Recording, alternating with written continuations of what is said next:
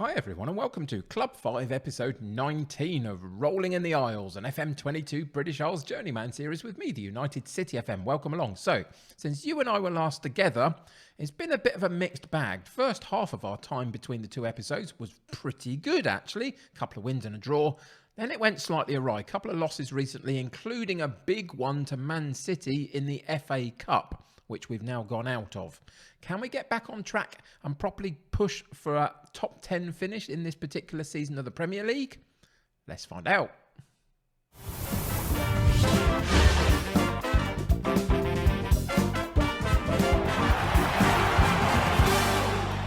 Welcome back to Watford. So yeah, it's been a little bit of a mixed bag, it must be said. If we go straight into the fixtures straight away, you'll see that last time you and I were together, we had that good win against West Brom.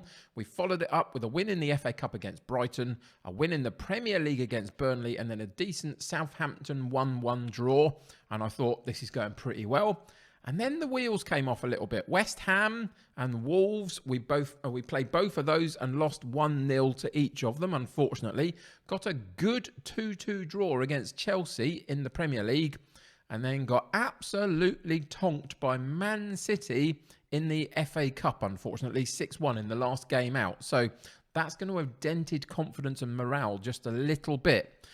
We're playing Brighton today away from home. As I say, we beat them in the FA Cup recently, so that's a good omen potentially for today's game, but it's always going to be tricky in the Premier League away from home. We've still got games left this season to play against Villa, Spurs, Man United, Arsenal, Everton, Leeds and Newcastle, so there's still plenty to play for. But we are just dipping a little bit in terms of our positioning in the Premier League after those couple of losses recently. We sit currently in 10th position with 8 games to play. We are still in contention to the couple of teams above us, though, other than Villa, who have got a couple of games in hand of us. The likes of West Ham above us, who are 4 points clear of us at the moment, have played an extra game than us. So it's a little bit discrepancy at the moment in terms of how many games people have played and where their points are. But we're looking reasonably good for a top 10 finish. Now, it'll probably be in 10th at this moment, if we do get in there, but we've got the likes of Liverpool and Everton breathing down our neck just a little bit. But at the moment, we've got a 4-point advantage over both of those. So yeah, it's not too bad. We have dropped a little bit, but in the big picture of things, ultimately we were due to finish 16th this season. We are still well and above beyond schedule in that sense. So all good with me. Today we play Brighton. Let's see how we get on.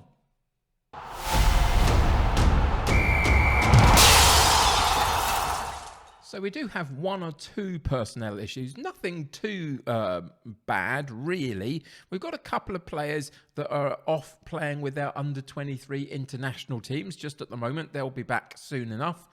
We've got a couple of slight injuries, although they make the bench. I couldn't start with either Mitchell or Kamara, but they are there as an option should we need them later in the game. So we've only had to make 1 change in terms of what my normal starting lineup is, but there's a couple of bench changes just because of the couple of players that are away, etc. So the 1 change in our starting lineup is in our left wing back position.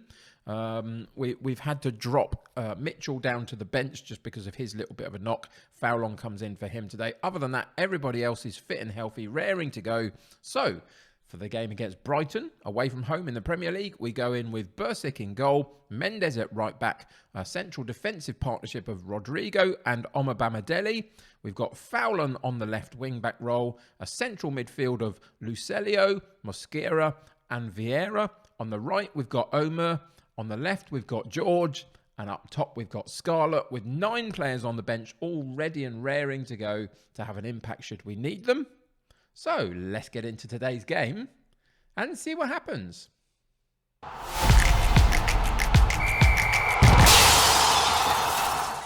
Having lost so massively in the last game, there's lots of ways you could go in terms of team talks. You could absolutely rip them apart, thrash your arms about and tell them to sort themselves out. You could pump the fists and rally the troops a little bit to the cause.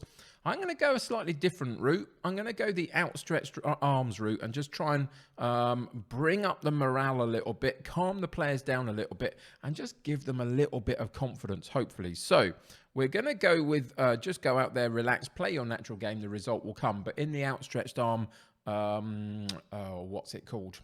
The gesture. My mind goes blank occasionally. And hopefully what that will do is it will just calm everybody down a little bit, kind of hopefully help them forget the Man City result, which was an absolute battering. That is absolutely fair to say. And let's see if we can get a good performance away from home against a decent Brighton and Hove Albion side. They're doing all right for them this season. We need to do slightly better maybe than we've done recently. So let's see if we can pull out a result today. So there's going to be an interesting amount of space in various parts of the pitch. There's a couple of different formations that we're going in within this particular occasion. And so hopefully we can come out in the better of that and find a couple of good early opportunities to really set the game going. Let's see how we get on. So Brighton come in with a 5-2-3 formation or a 3-4-3, depending on how you look at what the wing-backs mean. Do you suggest that wing-backs would mean that they're part of the defensive unit or the midfield unit in terms of how you set your formation up? Let me know in the comments below. 15 minutes in, we had a couple of half chances. Brighton and Hove Albion have had 7 shots at goal. We've only had the one. It's been quite a dominant display so far from them, and they've got something from it. 19 minutes in, they've had one chance on the highlight already, and now they've come back with another one.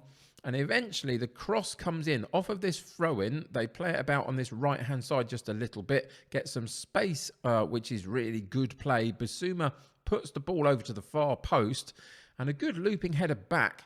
Goalkeeper couldn't quite scramble across and cut down the space at that far post, and the ball goes in the back of the net. It has been coming early doors. They've had a reasonable amount of possession, but a lot of shots at goal compared to what we've been able to manage so far. Unfortunately, what it looks like in this first half is that my team talk has backfired and it's just chilled them out so much that they've not actually come out with any fire in their belly a bit, and we are getting really outplayed just at the moment in terms of chances created. So we're going to have to counter that by going into the shouts, and we're going to have to fire them up through the shouts with half an hour gone and just see if we can find a route back into this game, get a little bit of ball possession, and a couple of chances would be good just to get down the other end of the pitch, because Brighton again on the highlight here have got to the byline, again have put it into the far post, and again have got something from it. The first header, I think it was, came back out from the goalkeeper parrying it back into the 6-yard box. But unfortunately, it fell straight to one of the attacking players, and he just had a fairly simple tap-in at that point because the goalkeeper was off balance and not able to get to the second opportunity. Disappointing, very disappointing. You can feel, I've felt over the last few weeks in-game that we are just losing our momentum. We are just struggling to find a way to connect with our chances, and we are getting battered here now. Off a corner kick, the ball goes into our penalty box, and it gets ricocheted around just a little bit, and then falls again to a Brighton player.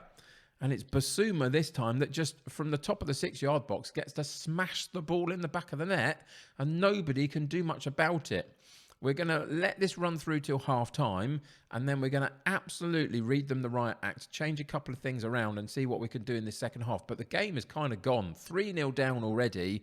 This is a Brighton side that seemingly are fighting for their Premier League survival a little bit, where we are just kind of sauntering along, happily sitting in mid-table, and it's showing definitely today, unfortunately. So we're going to thrash the arms about. You've been terrible. We're supposed to be favourites for this particular match. If we go into the tactics as well, we're going to up the mentality to attacking, because now we've got nothing to lose. In terms of possession, we're going to go slightly more direct and slightly higher tempo. We're still going to run the defence, etc., all that kind of stuff. I am going to work the ball into the box rather than having lots of pot shots. I do want us to get it into the box and see if we can get some good chances rather than just lots of random shots at goal. So we're going to see if we can do that. I don't know whether I need to change too much else. We'll put the counter press on just because.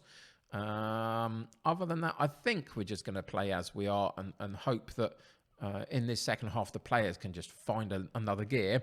In about 15 minutes, 20 minutes into the second half, if it's not improving at all, then we will absolutely make some personnel changes. But give them a chance to sort it out. We're going to go in and demand more from them as a shout at the beginning of the second half.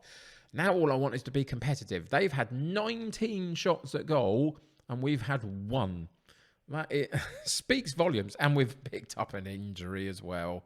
And it's to foul on, unfortunately, who's covering a slightly injured player already. We are going to have to play Mitchell.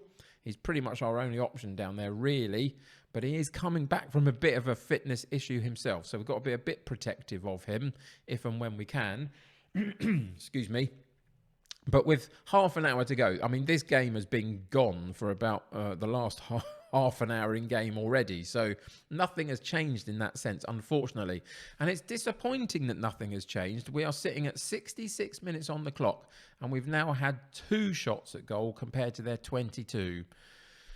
It's just a complete disconnect in the styles of play in terms of the formation, the personnel setup. Everything has gone for Brighton today in terms of that first half performance, and it's sucked the life out of the game. So we're going to have to change this around a little bit. So why not? Let's do that. Let's go and see if we can change into... Let's go into a 4-4-2, I think. So we're going to shift it around just a little bit. And then we're going to put somebody up alongside Scarlett in terms of an attacker. On this occasion, it's going to be Hugo Soto, so we'll bring him in to that central striking role. We've got some slightly jaded players. We've got some very, very low performances, unfortunately, as you'd kind of expect in this circumstance, really. Fernandez is going to be the last of our substitutions that we're going to bring in down the left-hand side. And everyone else is just going to have to play, you know, through to the rest of the game, at the end of the game, and play a little bit better if they can. And we're going to go back into the shouts to help them do that one more time. And again, what we're going to do, we're going to have to go in with a fire up, I think. There's only a couple of shouts that we can use in this circumstance, really. Mosquera tries to win the ball for us and does pretty well to a point, and then they regain it, Brighton, unfortunately. And with 15 minutes to go, they're still piling on the pressure. They're still getting down to our end of the pitch with so much ease, it feels like. I mean, they've had 13 shots on target, let alone the amount that they've had on just having random pot shots as well. This has been a very, very good display by Brighton, and it's been an incredibly abject display by my boys, which is really disappointing, but it has been coming. We got a good 2-2 draw against Chelsea recently, and I thought that might turn it around. The Man City 6-1 loss has had a huge impact on the team, unfortunately. Scarlett threw on goal, but it's kind of simple, isn't it? They get blocks on it, and eventually the goalkeeper sorts it out. They almost mess themselves out, trying to play out from the defence. Scarlett intercepts the ball, has a shot at goal, but it goes narrowly wide of the post. And we're running down the seconds here, really. We've got about 2 minutes plus a little bit of injury time. Brighton back on the ball. It's just one of those bad days at the office, unfortunately, today for us lot. It hasn't worked in any way, shape or form. There's still a goal in there for Brighton, then there is. You could feel it again, that the momentum had just shifted a little bit again in their favour in the dying seconds of the game. They just create havoc. They're having good enough shots at goal, which means our goalkeeper is parrying and causing all sorts of problems. And on this occasion, again, it just rebounds off the goalkeeper into the 6-yard box, comes off a defender's head, it feels like, and just falls in the path of Delap. It's one of those where I'm not actually that cross. It's almost worse, you're just a little bit disappointed in them all, really, because nobody showed up. I mean, in defence, we got a 5.9. That's nowhere near what we normally get from the likes of Rodrigo at all. He's played very well for us this season. It it was just not very good. But there we go. These things happen. We're going to have to move on. We've got a lot still to do. 6 other games or so this season to play. And we need to pick up some points to maintain that top 10 position. Now, ultimately, if we slip out of it, it doesn't really matter. Nothing will change. We've got our Premier League survival for next season, which is fine. But once you've been in the top 10 for most of the season, you want to keep it. Might be tricky to do so, though. But there we go. Today just didn't quite work out.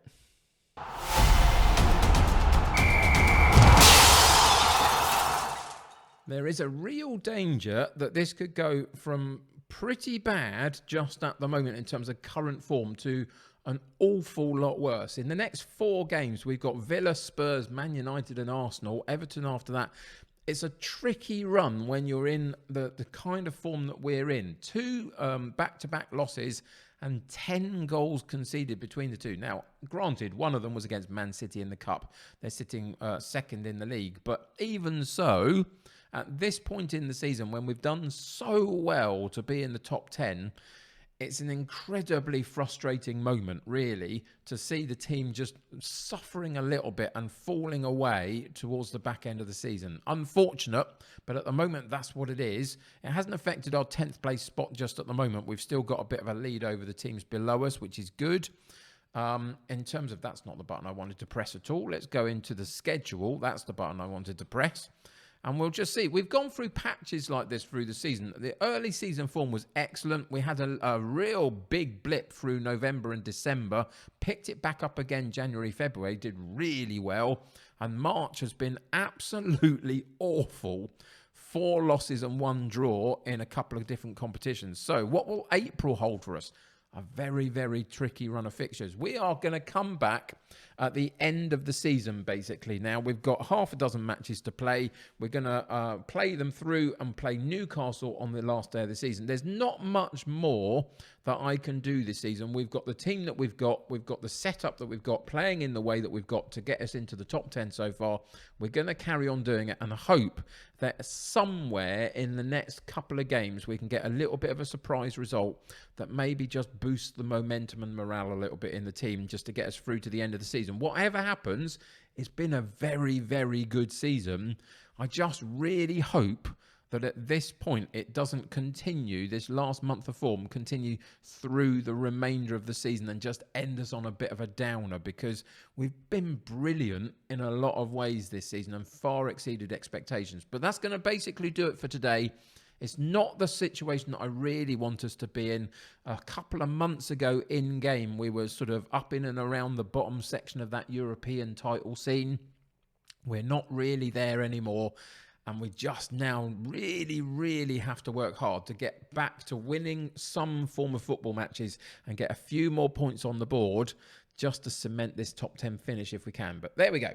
That's just the life of a football manager, isn't it? I'm sure every one of you out there have dealt with these kind of situations hundreds of times yourselves. But for now, it's just a little bit edgy. Anyway, thank you for joining me. I really appreciate it. Sorry it wasn't the result that we're both really looking for. I hope you're supporting the team anyway and trying to wanting us to succeed. But anyway, it's just not quite working at the moment. But we'll get there. Thank you for joining me. Subscribe to the channel if you haven't already and join my United City community. The more the merrier. Click that like button on this particular episode. That'll help me get seen by more people. Until next time, take care of yourselves. I'll see you very soon. Bye for now.